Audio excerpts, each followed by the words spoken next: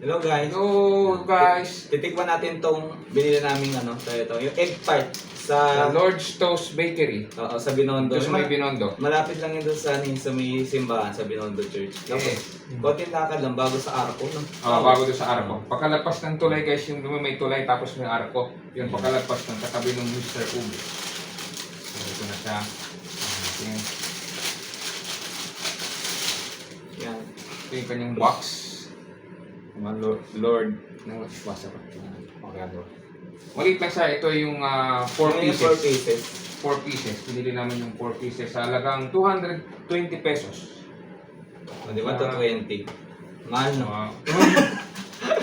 Mura lang yan guys kung kaya mo kung sa sarap naman ng kapalit, di ba? Tikman natin. Pakita mo sa kanila, lapit mo yun. Yan, lapit mo. Yung box. Para makita niyo. Ito guys yung box. Kita nyo ba? O masyado kung malapit. Okay ba? Ito. Tikman natin. Tingnan natin ito. Ito, akin pare-pares na naman eh. Ganyan siya guys oh. Toast. Toast? Ano ba ito yung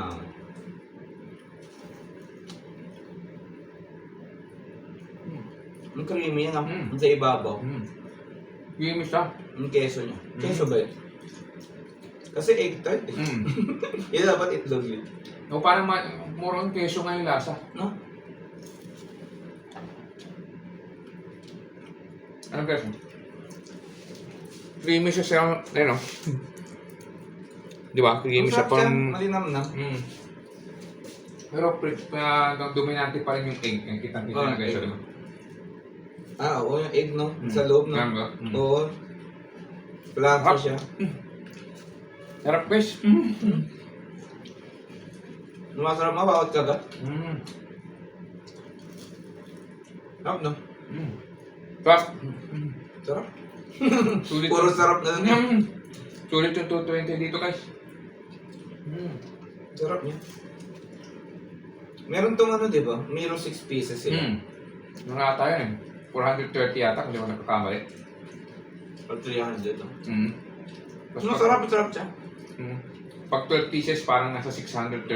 Mga gusto ng mga bata to. Ang tawag nila? Yan o. Lord's Toast Bakery. Yan siya. Lord's Toast Bakery. Ito. Lapit. Sabi. Yan. O, di ba?